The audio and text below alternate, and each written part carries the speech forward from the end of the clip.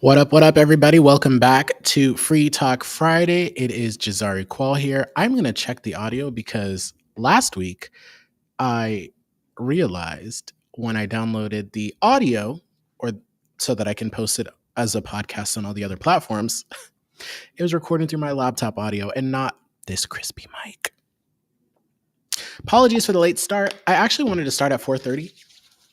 I'm like 17 minutes behind. I was playing with a new toy because I'm going to be out doing a lot more live streaming on the street back where it started. So I got a new stabilizer. This is what it looks like. And it has a lot of cool attachments. So, like, it has a light on the back. It comes with a magnetic light that you can put up here or down here, or you can get a second one uh, so that, it lights up the scenery. Because that's one thing I did notice, but I wasn't worried about it like a whole lot, just kind of like how dark it would get when I'd be out late live streaming. But this actually has a lot of cool features. So, on top of all of that, you can also wirelessly charge this. So, I can just plug my battery pack into this, and we are pretty much unlimited. Unlimited. Mhm. Together we're unlimited. I love that song. Karen, thank you so much for tuning in. This is Free Talk Friday, where you guys are my co hosts today. If you would like to come on the stream, just click the tiny URL link in the bio or in the description, and it will bring you on the show, and we can have a great conversation about everything. Starting off, I did not expect to have so many people pull up into my comment section on Facebook over Kendrick Lamar's Super Bowl halftime performance. That Super Bowl halftime performance was so good, but there was like over 18,000 comments, 18, 19, probably between like the two posts, probably close to like 23,000 comments, something crazy like that. A lot of people had problems with it, and then a lot of people actually liked it. So people were balloting out in the comments, and I'm just like, oh my gosh, like this is wild.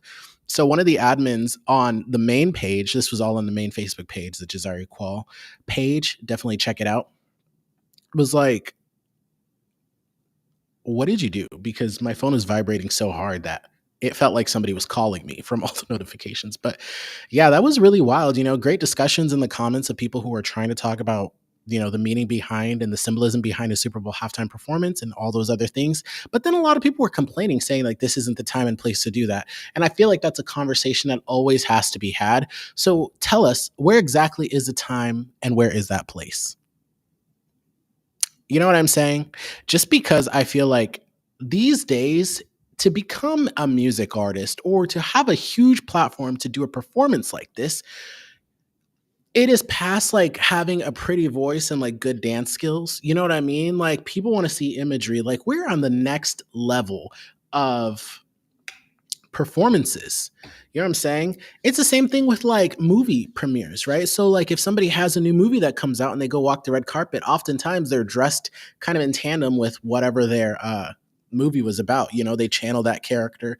Like for instance, how Zendaya was dressing for the Dune premieres, stuff like that. You know what I'm saying? So all that to say, a lot of people want to see a deeper message. A lot of people want to see imagery. A lot of people want to see effort and creativity. And that performance was very creative with tons of effort that was put into it. I liked it. I thought it was great.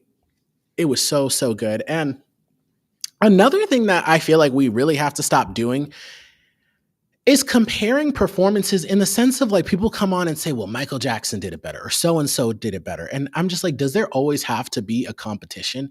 I don't think anybody goes into that setting thinking to themselves, I want to do this better than Michael Jackson did it. You know what I mean? Like, I don't think people wake up every day saying, I want to do something better than this person did. I'm going to show up to the Super Bowl and do a better job than this person did. I think people think to themselves, hey, I have this opportunity to do this Superman performance. I'm going to do what I want to do to get my message and my creativity and the work that I have done to get here on full display. I'm not going to think about comparing myself to so and so because at the end of the day, there's never going to be another performance like Michael Jackson at the Super Bowl halftime show. There's not going to be another person that can do exactly what Kendrick just did. There's nobody that can do exactly what Beyonce and Bruno Mars and everybody else who done the Super Bowl halftime shows have done. So at the end of the day, can't we just appreciate the diversity in the artists and the energy that they bring to that stage and the way that they handle that opportunity, which I thought was really great. One thing I am really, really hoping that they do or did was record a whole road to the Super Bowl halftime performance like they do with some other artist and release it like on Netflix or streaming service or something like that. I think that would be interesting to see how this all came about, the conversations, the people in the room, the ideas, the brainstormings, just like, them cooking in the kitchen to perfect this gourmet meal. I have two of these drinks. I keep switching. I keep grabbing the one that's empty. But yeah. Other news. Bernie Sanders is coming to Omaha, Nebraska next Friday. He is kicking off a tour. The Nebraska Examiner wrote about it. Let me see if I can pull it up. So Senator Bernie Sanders is coming to Nebraska, which is going to be the very first stop of his pushback against Donald Trump tour.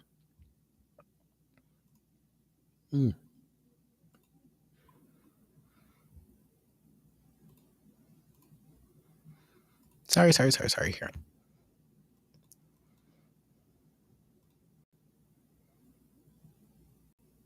I don't like this. I don't really have the best options on how to.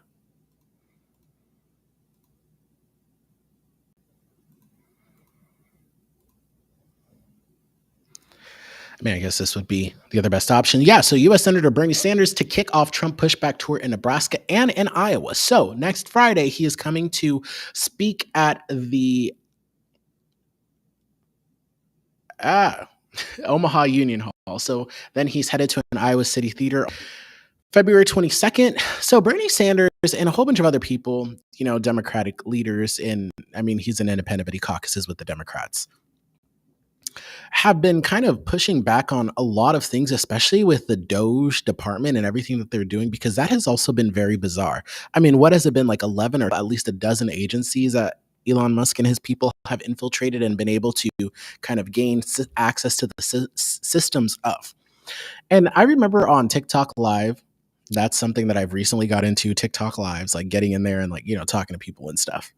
And one lady was saying, I really don't see the issue of Elon Musk having access to the stuff. I don't see what the problem is. And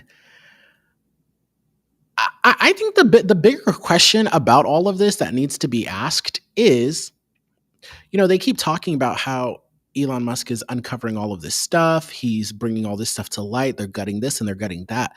But what is the end game? Because they've never talked about what they want to do instead of that, right? So they've never talked about, hey, we're actually going to cut all this so that we can lower your taxes. I mean, they did propose tax cuts, but like if you're not in a certain bracket, you're not getting a tax cut. In fact, if you are below that tax bracket, then your taxes are going to go up. So what is the end game? Because I see a lot of people who I would think are not making $300,000, $400,000, $500,000 a year, celebrating that all of this stuff is getting gutted. But it's like, twin, like, this isn't really gonna like do anything to like make things easier for you. I mean, this isn't gonna like lower the price of eggs. And I mean, this isn't like gonna do anything substantial to make your cost of living easier. And I mean, that's the question that I wish a lot of people would answer. Like, what is the end game? Hey, like, are you gonna, return this money to the taxpayers? Nothing like that. But I did see that they unveiled their proposed continued what is it continuing resolution. Not that. Not that. There's a terminology for it, but pretty much Republicans in the House unveiled what they want their budget to be, and it would increase the federal deficit or federal debt by $4 trillion. $4 trillion.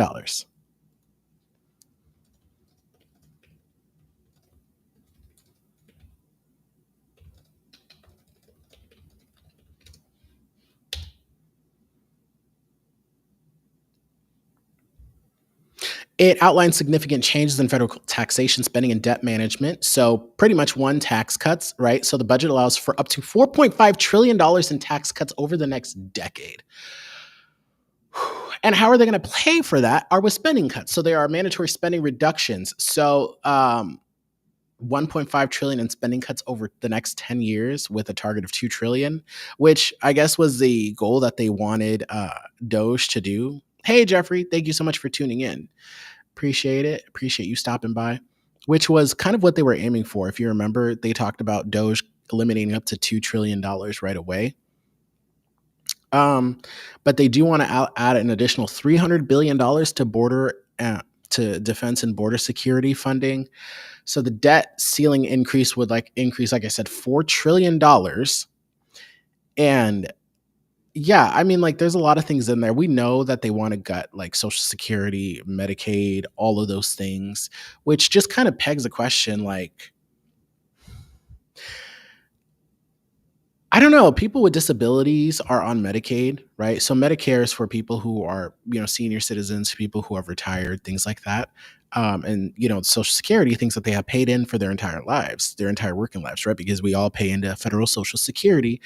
If that was reconciliation budget, that's what it was. So the reconciliation. So I don't know. Imagine if people missed a check for Social Security. What would that entail? Like, what would that look like? You know what I mean? Like, if Social Security got gutted and everybody didn't get a check this month, what would that look like? Because if you look historically speaking, Social Security had taken a lot of retirees and senior citizens out of poverty, right? So, like, the poverty rate for senior citizens dropped dramatically after Social Security was implemented. And I mean, even now these days, it's still extremely hard to retire. So people do pay into Social Security and they're able to draw from it once they retire. But you see a lot of people finding jobs afterward because they still can't make ends meet because the cost of living in this country is skyrocketing. It's continuing to skyrocket. So I feel like instead of being able to raise family off of one income or raise your family off of an income or one income, let alone two, right? Like, most people are two-parent households working jobs and everybody got a side hustle on top of that. So at what point is this going to be unsustainable? And then you have these further cuts to these social programs, these safety nets that are supposed to, keep people out of poverty. What happens after all of that is gone? I don't think a lot of people are thinking about that because I have seen a lot of things posted on social media of a lot of people excited about everything that's going on and all the cuts that are coming and Elon Musk gaining access to all of these systems and things like that. But there has not been an end game presented, you know? I don't know. I don't know. I feel like I'm drinking from a fire hose. So if my thoughts aren't coming together coherently, I definitely apologize. It's just that this is just so much to draw in. Like, there's too much going on. There is too much going on. Which was the plan? Which was the plan? The plan was to flood the zone, have everybody drink from a fire hose. And I see a lot of people already getting exhausted. Not even people who are involved in politics or keep up with it. A lot of people who just, are kind of your everyday people who just don't have any interest in this. Like, oh my gosh, like, I feel like I'm drowning from all this information that's coming. But yeah, so the House aims to pass the budget resolution by the end of the month with the final vote on the comprehensive package anticipated by Easter. So we are going to see how this happens. I mean, they need 60 votes in the Senate to overcome the filibuster. So I guarantee that the Democrats are going to try to negotiate some kind of bipartisan thing so that they can keep the government funded. I don't think that the Democrats are going to let the government shut down. I don't think they will. I really don't think they will. But we'll see. I have been wrong before. In other news, RFK was confirmed as Secretary of Health and Human Services. There's a lot of things, a lot of concern that has been raised by so many people about this. Let me start really quick by how Trump got rid of the board of the Kennedy Art Center and installed himself as the president of that. Oh my gosh. So RFK Jr. has had a long history of anti vaccine rhetoric. He has been very critical of vaccines in his belief of vaccines spreading mental illnesses, specifically autism. A lot of disinformation. I mean, like, are pretty safe, right? I mean, like, there are illnesses that we have completely, maybe not completely got rid of, but have really, really dampened because of vaccine advancements. So, as HHS secretary, he would oversee the CDC, FDA, and NIH agencies directly responsible for public health and vaccine regulation, raising concerns about the conflicts of interest and credibility. I mean, if you have somebody who is very anti vaccine and advocates against vaccines and then put them in charge of the agencies that oversee the development and implementation of these things in response to public health crises nationally, yeah, I could see the concern there. So I don't know. He spread a lot of conspiracy theories about Dr. Fauci, Bill Gates, the pharmaceutical industry. It's just a lot. You know, Mitch McConnell was the lone Republican who voted against this. I don't think any of the Democrats did. I think it. What was the actual roll call?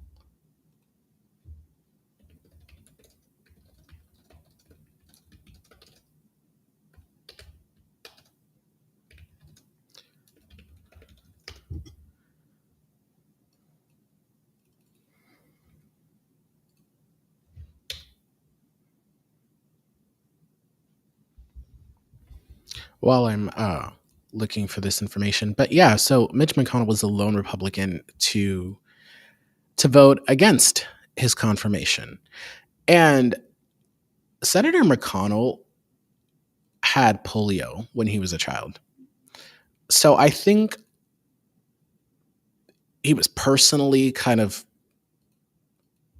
I mean, like somebody who lived through something like that and contracted that illness and survived from it, to confirm somebody who doesn't believe in vaccines, that had helped end that, obviously wouldn't make sense for him to vote for that. So I don't know. Somebody was like, never, never did I ever anticipate the day when Mitch McConnell would be the voice of reason or that I would agree with him.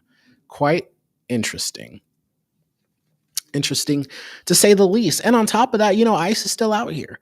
ICE is still out here going through neighborhoods and all of that stuff. Yeah, so it was a 52-48 vote. Um, Yep. So the confirmation saw nearly all Republican senators supporting the nomination, with the exception of Senator Mitch McConnell of Kentucky, a polio survivor who voted against Kennedy due to his controversial stance on vaccines. Suzanne Collins, you guys know how I feel about Senator Collins. It feels like everything in this country comes down to Donald Trump, Suzanne Collins, Mitch McConnell, and a few other people. But she's definitely one of the top five, it feels like. Um, and Lisa Murkowski of Alaska. Both Republicans voted in favor of Kennedy's confirmation, providing the necessary support for his appointment.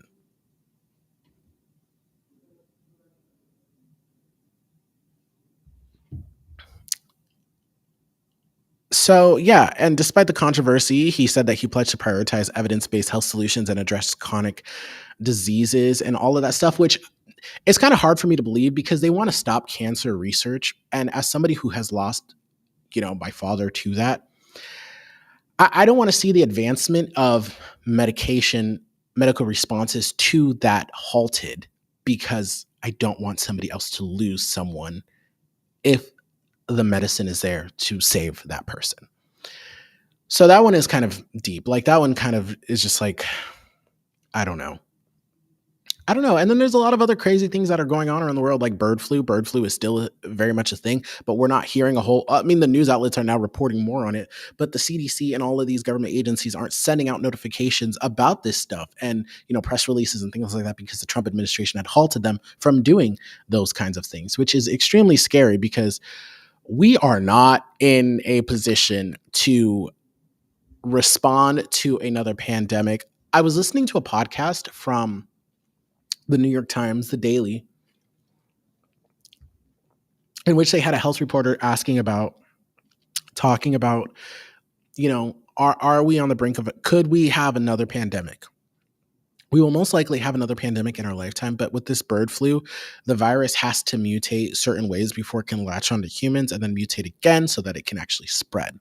So there have been 2 cases that they had documented of people dying from bird flu. One was, I believe, was someone either in Missouri or the South. I don't fully remember, but another one was a Canadian teenager, or 3 people. The Canadian teenager survived, and then the other 2 people, I believe, passed from, contracting bird flu and complications from that.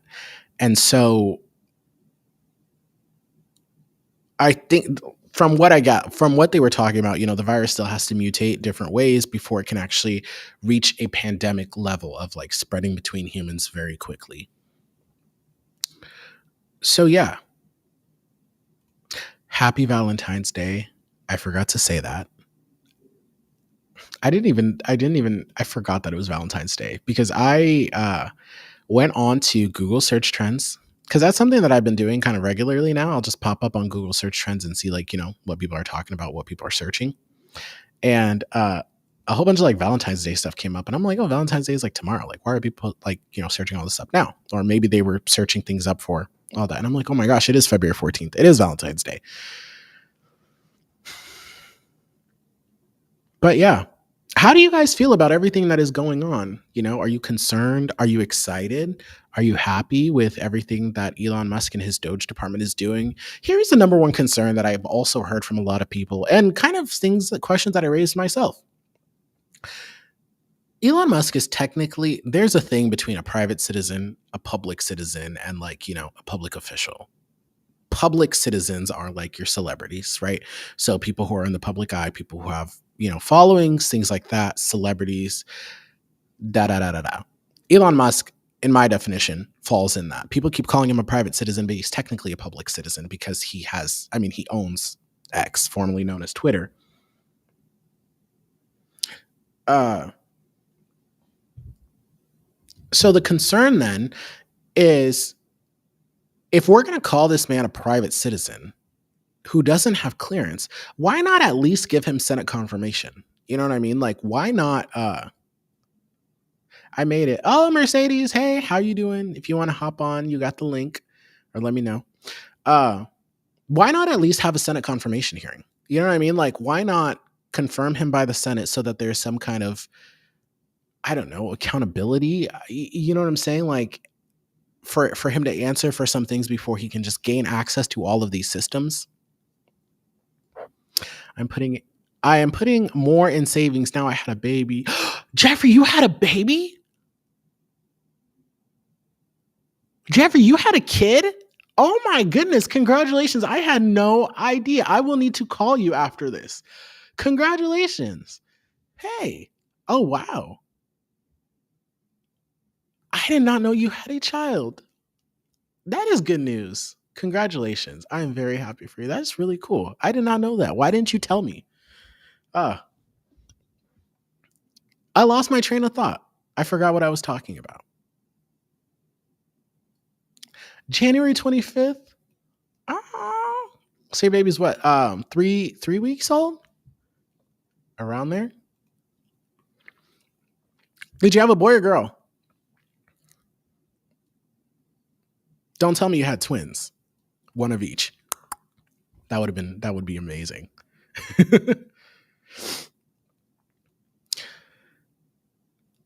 I lost my train of thought.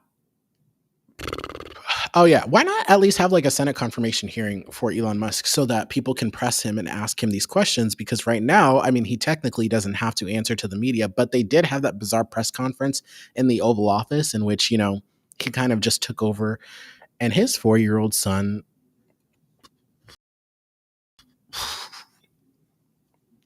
I want you to shush your mouth. You're not the real president. I don't know, man. I don't know where we are heading, but a lot of people keep talking about there's a constitutional crisis, and Caroline Levitt did not like.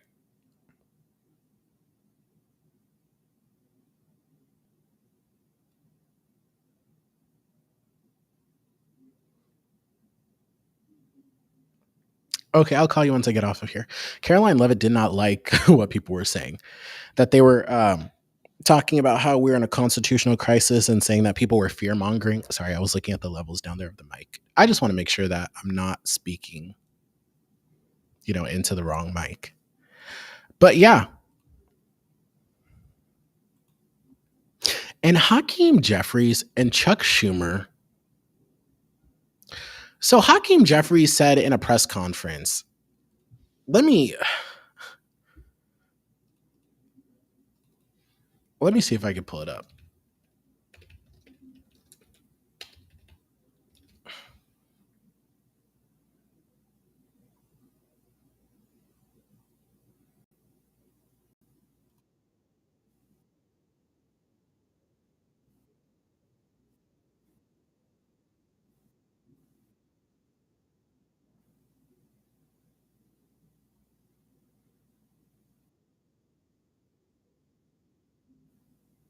I mean, pretty much saying that, like, the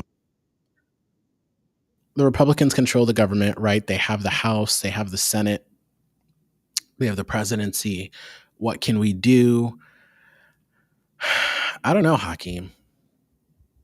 I have no idea what. But I mean, a lot of people are kind of just relying on the courts to hold. But here is the concern about that. Constitutionally speaking, the courts, like the Supreme Court, doesn't have an enforcement mechanism. Andrew Jackson said, okay, well, they've made their ruling, now let them enforce it. I mean, we've kind of just gone off of precedence, right? Like, this is what the Supreme Court said. They interpret the Constitution, they interpret the law. We'll leave it at that. We'll go with what the court says. We'll defer to their decision. We will respect their decision. But what happens if they just ignore them? Then what? And JD Vance was talking about this, saying that the Supreme Court is, or not the Supreme Court, pretty much just saying like we should just bypass them and just do what we want to do anyway, which is very scary. Let me see if I can find the video.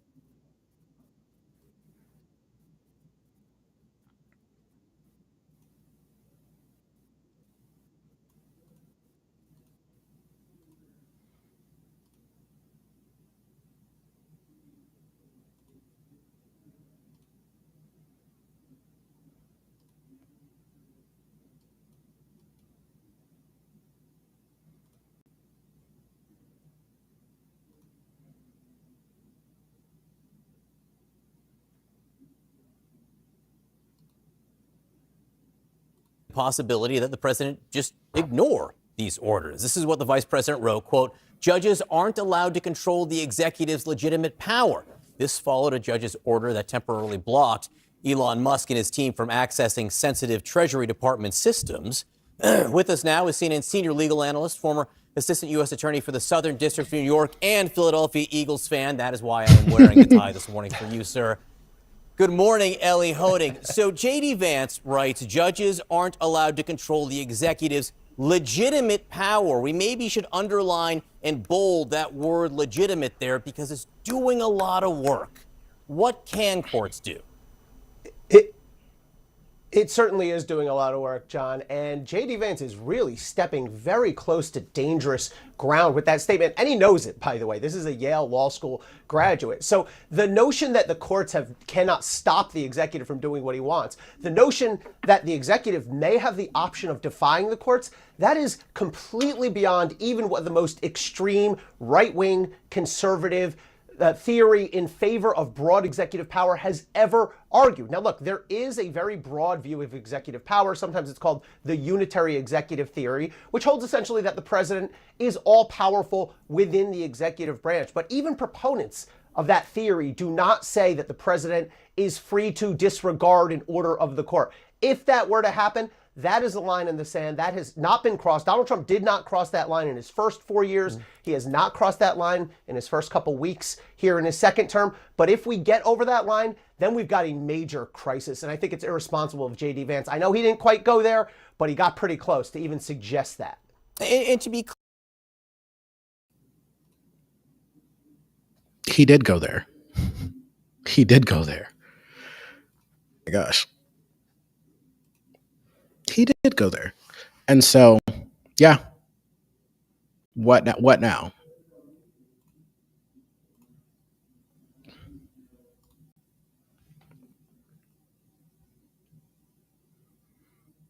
What happened to the rule of law? What happened to respecting the courts?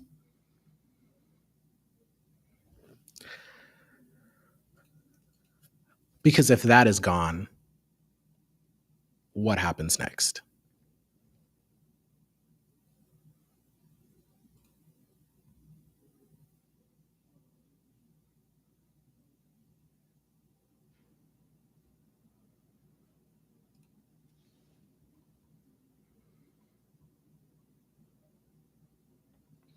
You know, there have been, and I'll just close with this. I'm going to make this really short today. But yo, there are a lot of like TikTok videos of people, you know, seeing how a lot of these things are personally starting to affect them and raising a lot of concern and alarm on this is not what we wanted, this not this, this not that, hashtag leaving MAGA, which is wild to me. Because there's some people who are just like, oh, I know so and so who receives this benefit or so and so who lost whatever, you know, somebody who's been personally affected in some kind of capacity. And they're like, oh, I just didn't think that this was going to happen. And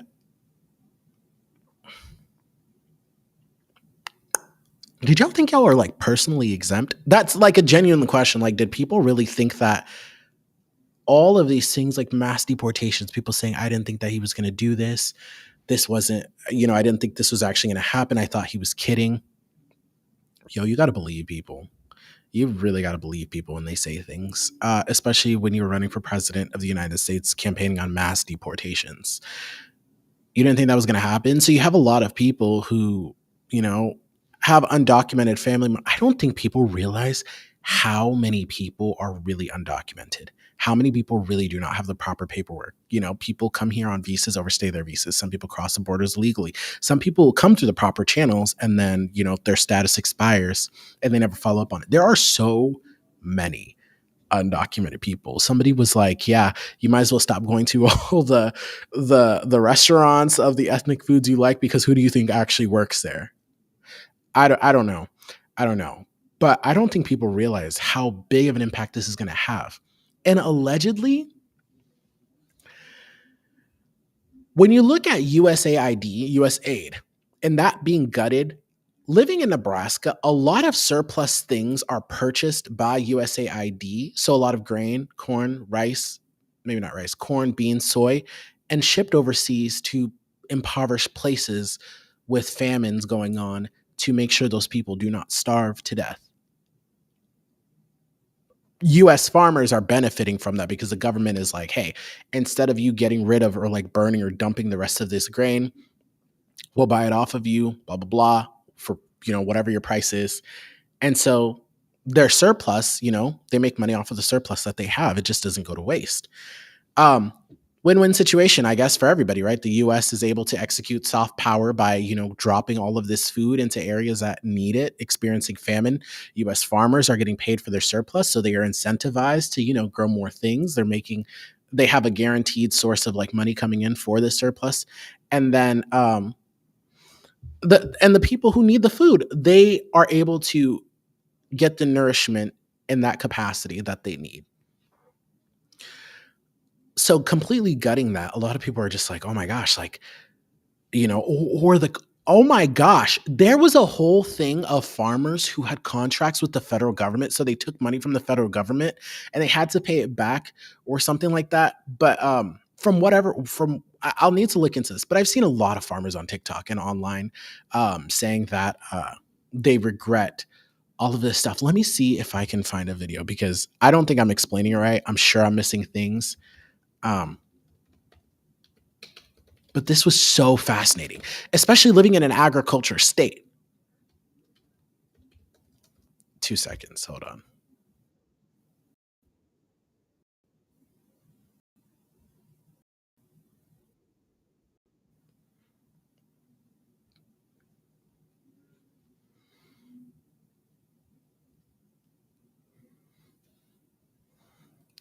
Let me see if I can find this. So essentially what it was people who received some benefit or something like that or deal from the government now are kind of on the hook for that money and need to pay it back. And they do not have the means to pay it back.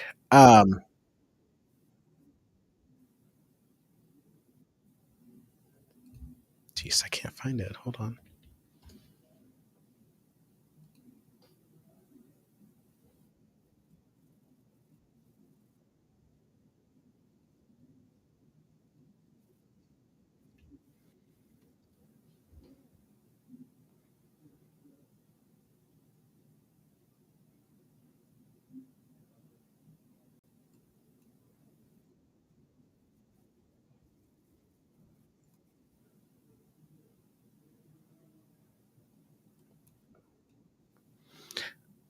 Let's look at this really quick.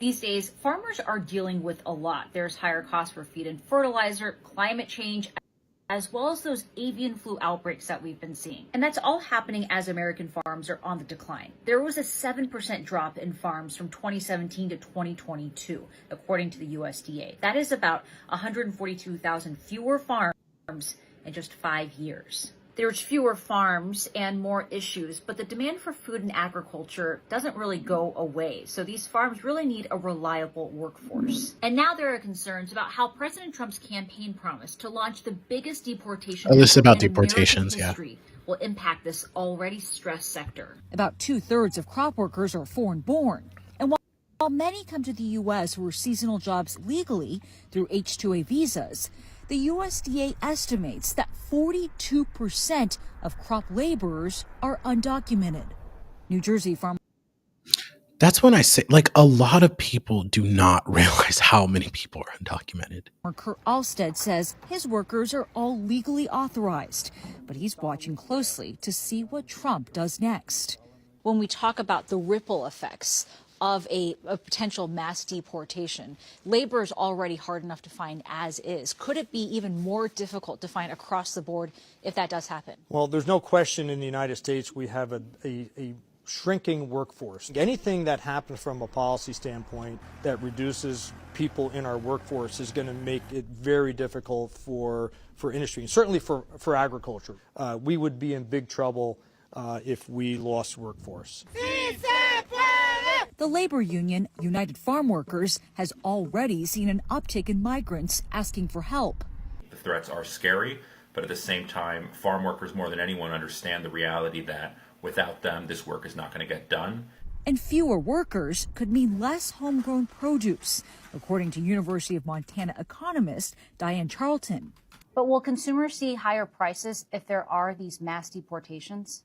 Maybe to a certain extent, consumers might not see a really big impact in the grocery stores, but there will be less domestically grown fruits and vegetables. Does that mean more farms could go belly up? Definitely. Whew.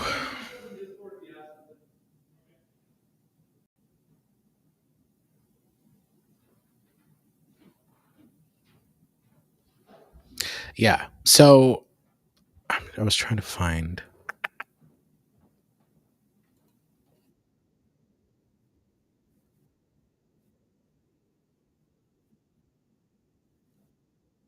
This guy has been kind of blowing up online. This was kind of where it started, these farmers losing funding. I did vote for Donald Trump. I wanted to start off by saying I did vote for Donald Trump. These days, farmers Oh, jeez.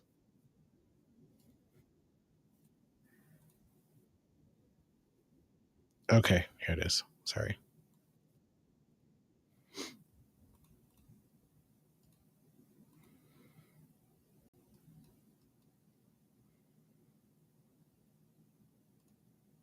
I did vote for Donald.